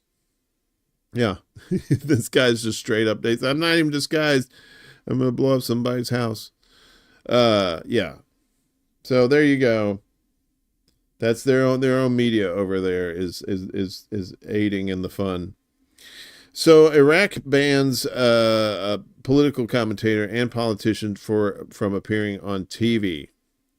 This is Iraqi. This is like, there's two factions, right? You have the Iraqi government, and then you have the Iraqi militia, and the militia is just like the ones that's been like fuck Israel, and the government's been like, now, let's be kind. Let's not go overboard, shall we? Iraq's Communications and Media Commission, CMC, not the Music Factory, banned a political commentator and a politician yesterday from appearing on Iraqi television for inciting violence and alleged violation of Iraq's broadcast media regulations. Intifad Kanbar, a former Iraqi politician and president of the U.S.-based Future Foundation Washington, that doesn't sound like a Fed, was banned for inciting violence and hate and an alleged failure to adhere to accuracy, integrity, and transparency in transferring information, a statement from the commission said, as well as for violating the law of criminalizing normalization of relations with the Zionist entity number one for the year 2022. What is this Lord of the Rings code shit? Through his promotion of the Zionist entity and support and encourage its policies and actions, added the statement. Kanbar responded to the ban by posting on the tweeters, saying that his criticism of Iran-backed militias, timed with his support for U.S. presidential candidate Donald Trump, angered Iran's Islamic Revolutionary Guard Corps. Well, yeah, he did have their boss cap, so, they probably got a little animosity there. I've been a strong critic of Iran and their proxy militias in Iraq for many years, but why now, he asked, adding, I have been active campaigning in President Trump's campaign, and my support for President Trump clearly outraged the IRGC and their minions in Iraq. In a separate statement, the CMC, not the Music Factory, also banned Sunni politician Tahir al-Bayati for allegedly violating the same two regulations. Bayati, head of the Iraq Rescue Front for Freedom and Peace, accused the regulatory body of targeting him for speaking up for the Sunni ethnic group, saying on tweeters that from the government's perspective, demanding the implementation of the Constitution and the law equates to incitement of violence and hatred. In April, the CMC, not the Music Factory, banned political analyst Bashir al-Hujaimi, Jamie, for 6 months for proposing content in the media that violates the media broadcasting regulations. His words breach state broadcasting regulations against decency, morals, and public taste. Well, there goes this show. This show will not be on that broadcasting network. According to the CMC, not Music Factory, as well as for speaking false and invalid materials. Hujaimi had said during a broadcast on the Al Rashid that the highest rate of homosexuality in Iraq is in Najaf, a sacred city for Shiite Muslims. In a video on his Twitter, Hujaimi denied that he had disrespected the city, adding that he merely stated the truth. I am a son of Najaf, he said. Najaf does not need me to bring it down because it is a holy city. It is holy with its scholars and original inhabitants. Iraq ranks 169th out of 180 countries the world out of the 100 in the world in press freedom. The Paris-based media watchdog Reporters Without Borders reported for 2024. 169 out of 180. Ooh. Iraq's media are closely linked to its political parties, which control their editorial policies. Reporters Without Borders noted. Regarding legal protections, it said, in theory, Iraq's constitution guarantees press freedom, but some of its articles are contradicted by current laws. And ain't that how it always is? That's why we can't have nothing nice. I'm just trying to see where we're at here. Okay, we got a couple more. All right, I see what you're doing here. So Microsoft being a bitch. They fired 2 employees over a Gaza vigil. right? This is from Olivia Rosane. She's a nice lady. I like those glasses. She has a very nice smile, those hoop earrings. She just exudes confidence and friendliness, I think. So, and I wish I could see that hat. You know, I love me some hats. So, let's see. All right. So Microsoft fired 2 of its employees hours after they held a vigil outside the tech giant's Redmond, Washington campus in honor of the Palestinians who have been killed in Israel's year-long assault on Gaza. The vigil was unauthorized, according to the reporting from the Associated Press, but the employees said that their event, held during lunch on Thursday, was similar to other events Microsoft had approved to raise money for charity. Whose charity? We have so many community members within Microsoft who have lost family, lost friends, or loved ones, one of the workers who was fired, Abdo Mohammed, told the AP. But Microsoft really failed to have the space for us where we can come together and share our grief and honor the memories of people who can no longer speak for themselves. Our work is currently being used by the Israeli state to wreak unfathomable destruction on Palestinian life. Yeah. The Israeli assault on Gaza, which many experts consider to be a genocide, has claimed nearly 43. It is over 43,000 lives now, according to official figures, though the real number may be much higher. Mohammed, who was born in Egypt, had a work visa for his job at Microsoft as a researcher and data scientist. He said he would need to find a new job within 2 months in order to maintain his visa and stay in the United States. The other employee, Hassam Nasser, who grew up in Egypt, also helps to organize Harvard alumni for Palestine.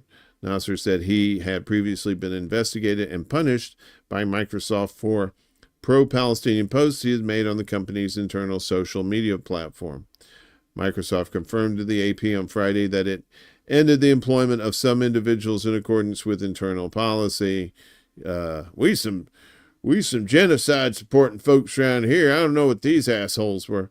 Both Mohammed and Nasser are members of a group called No Azure for Apartheid, which grew out of the wider No Tech for Apartheid campaign and opposes the use of Microsoft technologies, such as its cloud computing program Azure, to aid Israel's war on Gaza and the maintenance of its occupation in the West Bank.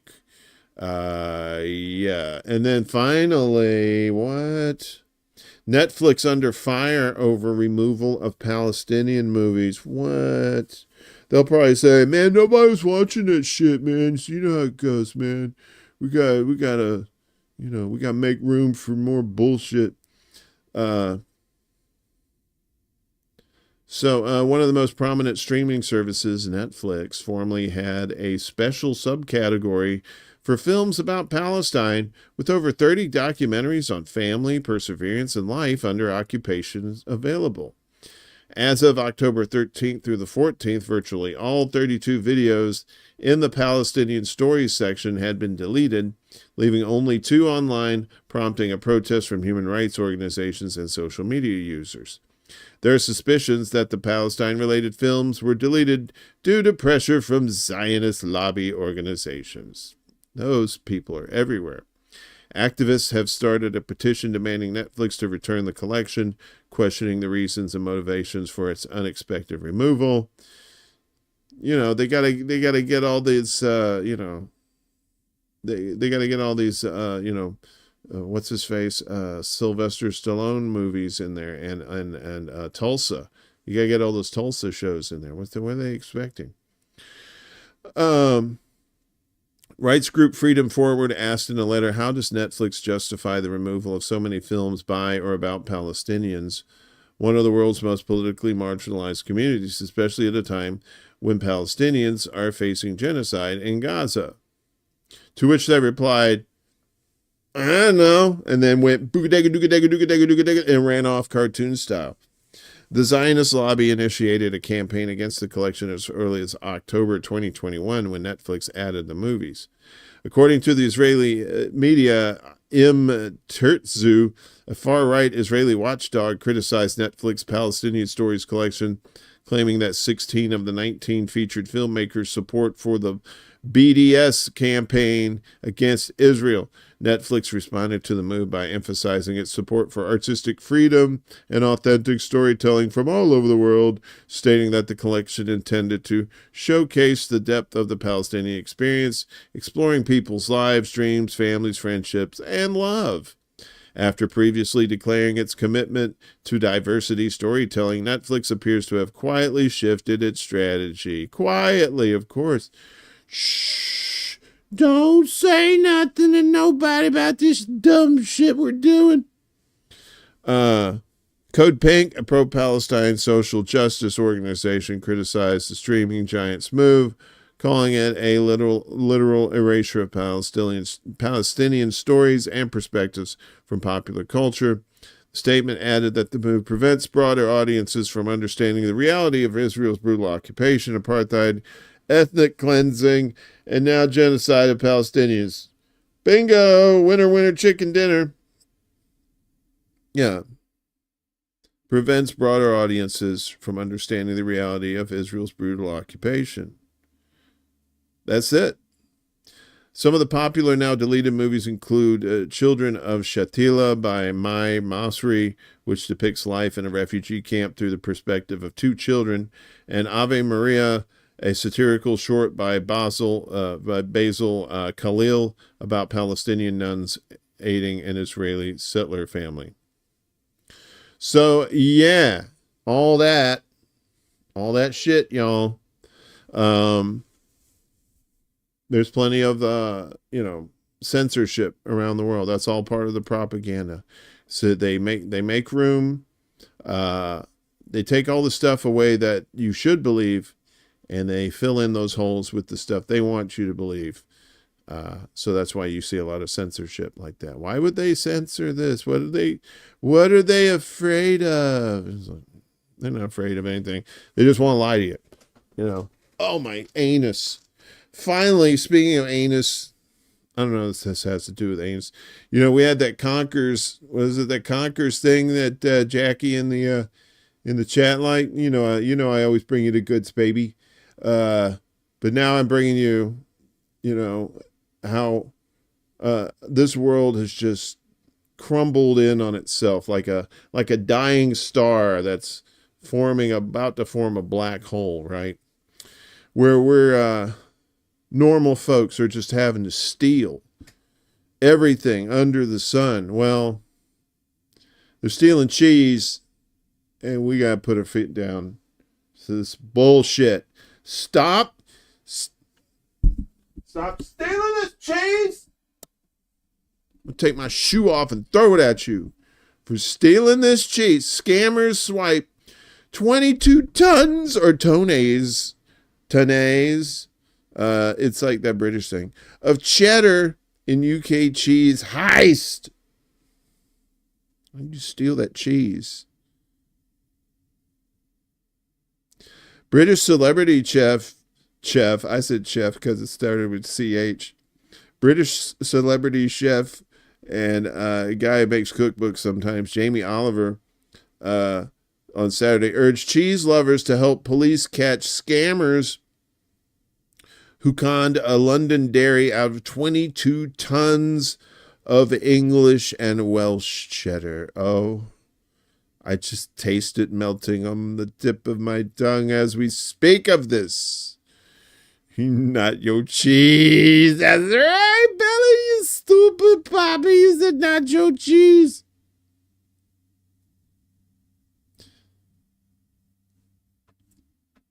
Those wheels in the sky. Oliver described the theft as a brazen heist of shocking proportions. He told followers on Instagram to be alert if they heard anything about lorry loads. Oh boy, a very posh cheese. I knew this chick named Lori, and a lot of loads being offered for cheap. Yeah, that sounds like her. Adding that the cheddar would have originally been worth around 300 pounds. That's money, not weight. Or 338,000 smackers here in the US of A. So somebody stole this fancy ass cheese And now they're selling it out of the trunk of their car for cheap. They say, "Hey man, you don't want to pay all that much for cheese. Look at I got Swiss. I got that Gouda, you know." The appeal comes after the Neal's Yard Dairy said it delivered more than 950 wheels of cheddar to the alleged fraudster, posing as a wholesale distributor for a major French retailer before realizing it had been duped. The company, a leading UK distributor and retailer of British artisan cheese, said it had still paid Hafod, Westcombe, and Pitchfork, the small-scale producers of the stolen cheese, so they would not have to bear the cost. It added that it was working with London's Metropolitan Police to identify the perpetrators and the cheese. The Met said in a statement Friday it was investigating a report of the theft of a large quantity of cheese from the London outlet. Inquiries are ongoing into the circumstances, it said, adding that no arrests have been made so far. The dairy is calling on cheesemongers around the world to contact them if they suspect they have been sold the stolen cheese, particularly cloth-bound cheddars, in a 10 kilogram or 24 kilogram format with the tags detached. All right, now, you fucking cheesemongers! You cheesemongers! It's like the lead, it's like who is it? A Green Lantern, like the Lantern Corps. You have the Cheesemonger Corps, and they all have like these little cheese slicers with them instead of like the lantern. And they come from around the world. And monger means lover, doesn't it? Or does it mean something else? A manager, cheese manager. Yeah, so, we get some fun little things to end these fucking shows with. We have to, because this news is just awful. The news is just terrible. And I gotta say, I really enjoyed doing this show, Stone. I may do this again on Wednesday. I actually have gone longer than I ever have, and I had less stories. That just tells you there's a little bit of a slowdown when Daddy's had his medicine. Is that Limburger under your coat, or do you need a deodorant? Oh, you dirty Limburger. They were going to use the Swiss story about that story, but it had too many holes in it. All right. Well, on that note, Les Crickets, I'd like to thank my unofficial sponsor, Starlight Mints, for keeping me moist in my pie hole this whole time. Everyone had a fun time, I believe. We had Kate over there on Rockfin for a minute, and then she came over to YouTube. I'm tracking her moves as we speak. So, a little bit of business. If you're new or whatever, if you got peoples, you want to give them this shit to watch instead of some of the mainstream media bullshit. We do actual news on here. It may not be, all prim and proper, but we're not prim and proper people around here. I'm in sweatpants always, it seems like, because that's where the Lord wants me, in sweatpants. That's guaranteed. So if you can, like, share, and subscribe, do all that stuff. Tell your friends. If you don't have any friends, I'm not a life coach. I don't really know what to tell you, but, keep thinking positive thoughts, and just remember, some people are assholes and they change, and you never see that old person again. All you see is the new person. So you just have to let them both go into the river of fuck-offedness.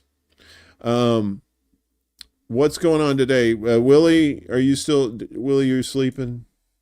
I think Willie's got a show tonight. I think he's going to attempt one. I guess he's going to try and do Braglands again tomorrow. Something about a Halloween show, I think. So that should be fun. And then we'll be back, me being Wednesday morning with this shit again. And then we're going to have D, Around the World, D and Friends. She's going to be on here for ExtraBulla Live. That's going to be Wednesday at 7 p.m. Eastern. Yeah, it's a little early. So it's Halloween week. Halloween is Thursday. And, we're doing shit there too. We're doing the Nosferatu thing. Of course, it's always this during this time of year. Fuck you, everybody. Good night. Yeah, so I always like to get it at the middle of that. Where it kind of cuts it off a little bit. So, oh man, it's so sad. It's October is almost over. And then November comes along. Miguel, what's up? Look at you sneaking in at the last second. There's I don't know, it's Grovember or Blowvember. I'm not doing any of that shit. I just do Rocktober and that's it. The rest of the months you guys can have and make up funny names and shit like that. So we'll be back for that, and then Thursday we'll have that. But I'll keep reminding you. I'll have to remind me because boop, boop, boop, boop, boop, boop, boop, boop, boop, boop, boop,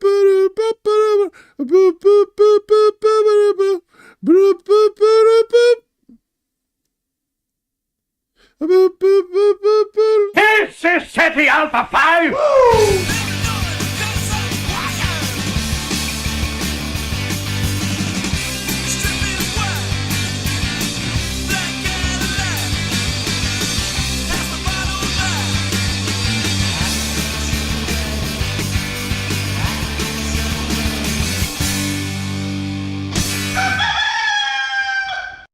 A damn good song, wasn't it, Dora? You like that song? All right.